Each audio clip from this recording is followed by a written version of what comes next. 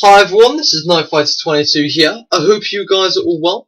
And welcome to the very interesting game of chess. Today we're going to be looking at Tal's Immortal game. So you can probably imagine, most chess players have an immortal chess game. This is a chess game they do very, very well in.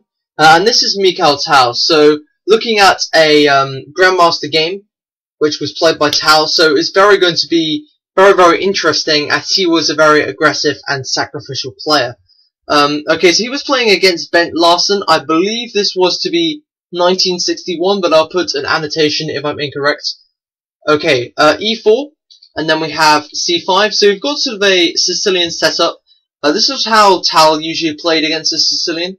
He didn't like f4 like me, but that's fine. Most grandmasters play knight f3 anyway.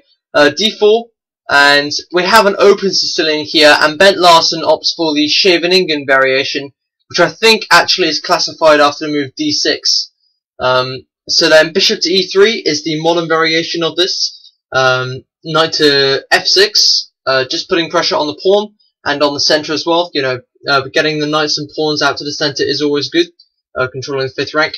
And Mikhail Tal goes for f4 here, and you can already see, if we flip the position over, this is quite an overwhelming attack from the white perspective on Bent Larsen. So I always like playing this f4 move, but I guess Tal always played knight f3 first. Bishop to e7, indicating castle queenside.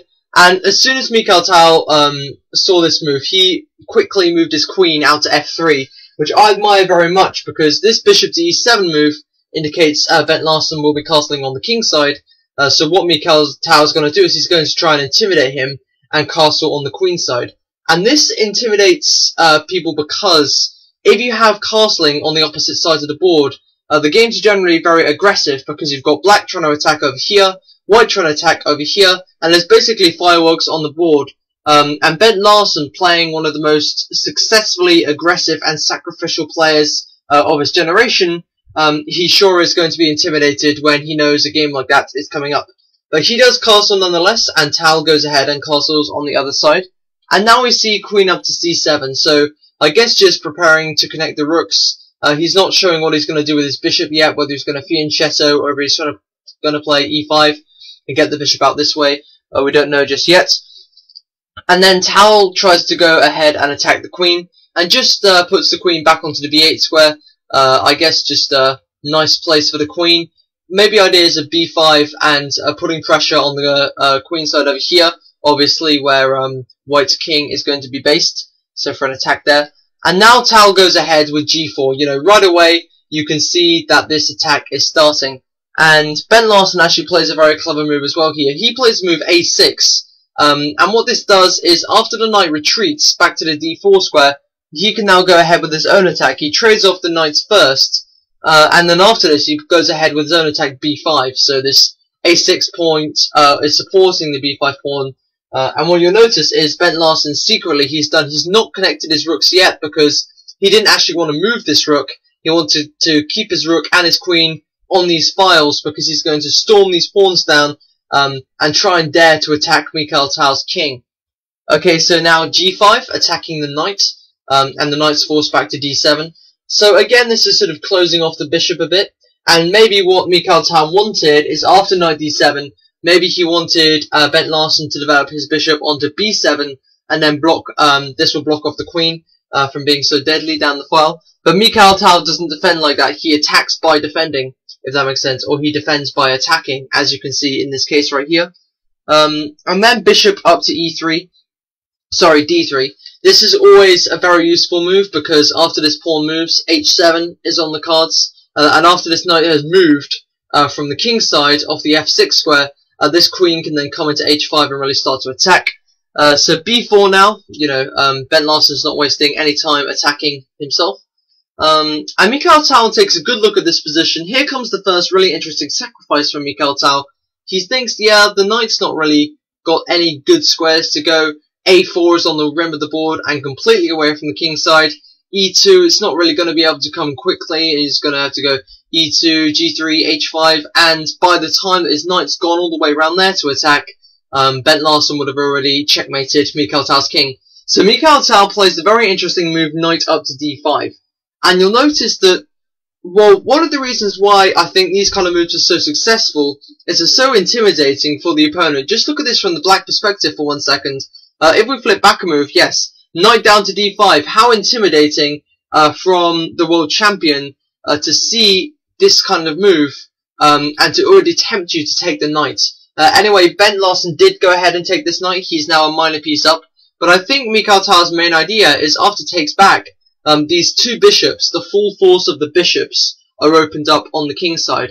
And with these pawns in coordination with his queen and his kingside rook, I think Mikhail Tal's got a very nice attack lined up. Now we see the move f5. This was actually quite a clever move because obviously this bishop is being blunted out on this diagonal.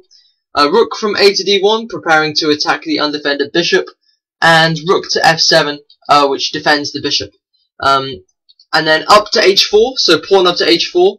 This is really going for an attack now. Mikhail Tal saying, oh, if you're not going to let me attack with my bishop, I'm just going to use the dark squares for my pawns and attack with this bishop. So now bishop to b7. As I said, this was probably what Mikhail Tal might have wanted, is to block the queen off from this file, as it's going to be a bit blocked in by the knight over here. But this is actually a pretty good move for Bent Larsen as well. Just bear in mind that this pawn here is not well defended currently, only defended by the queen, and behind there is sitting the queen on the same diagonal as the bishop, so Bent Larsen could have some tactics there. Also, obviously, if you got a piece onto e6 or whatever, then it wouldn't be able to be taken. Now we see bishop takes f5. Basically, this wins a pawn for white, but if rook takes here, then obviously rook takes e7. I think what Bent Larsen wanted to try and do was try and eliminate that light square bishop of white's, because it was going to get very powerful in the attack. And now we see knight up to e5, and this is very interesting. Obviously, if bishop takes here, then pawn takes, and pawn takes can't take back, because basically the whole idea is a pawn on f4 is pinned.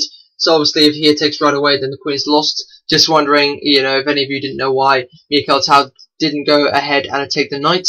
So queen e4 is played, and now we see some interesting ideas. After queen to f8, Bent Larsen gave some material back. So Mikhail Tal did go ahead and take that material, but now Bent Larsen can get some counterplay down the f-file. So we see rook up to f4, attacking the queen, queen back to e3, and then we see rook to f3. So really starting to attack the queen. This queen's moved 3 times now. And now, after all of this, queen takes e7 can be played. So he chooses to trade off the rooks, and then queen takes e3, because this queen was the only defender of that rook sitting there on f3. And now d takes e5. So Mikhail Tal is really, Bent Larsen is really starting to come back on Mikhail Tal. Mikhail Tal, tactics master though, he just uses another tactic. He's using a pin again. So this pawn is pinned if pawn takes bishop, rook takes queen. And now we see rook to d8, really starting to attack this pawn here. And Mikhail Tal actually doesn't, he plays rook takes e5 here, so attacking the queen. Queen goes off to e6, and now we see queen up to f4. Now this is a very interesting point in the game, because this pawn is not defended, it's insufficiently defended now. So what Mikhail Tal is doing is he's basically luring into a trap, because there is a mate if the pawn gets taken. I think, actually I can't, sorry guys, I can't remember what the checkmate was. But then rook over to f8. Anyway, that's why it wasn't taken. I will put a link into what that checkmate actually was. But rook f8, yes, and then the queen goes off to e4, so attacking down the e-file. And now b3, so basically a sacrifice to get one of these files open. A takes b3 because I think Bent Larsen wanted to get Mikhail Tal into a fix. If here takes, then he can get some counterplay with queen c7. So that's why a takes b3, this a file is a lot harder to attack down, as it's not really in the game. Rook f1 check, king d2, and then queen to b4 check.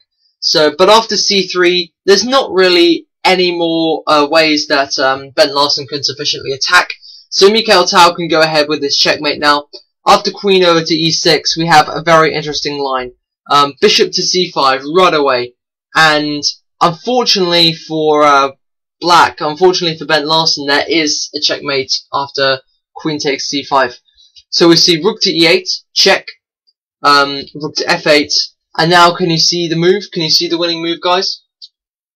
Yes, the winning move is queen to e6, and basically after queen to e6, the king has to go to h8, and yeah, you might be thinking, oh, if rook takes f8, queen takes f8, and black will be better. It's got this bishop for these extra pawns, but no, the winning move is queen to f7, and basically rook is pinned, so rook can't take the queen there. The king can't move at all. So yeah, there's no way to defend the mate basically, because the king can't move back to g8. Then there's obviously going to be rook takes f8 mate, queen takes f8, and queen takes f8 is checkmate. And there's no way that can be defended because this is a dark square, the bishop's on a light square. These pawns can't be moved because these pawns are going to be attacked. And even if h6 and the king tries to escape, then g6 would just completely blunt out any sort of attack, and the king will be checkmated.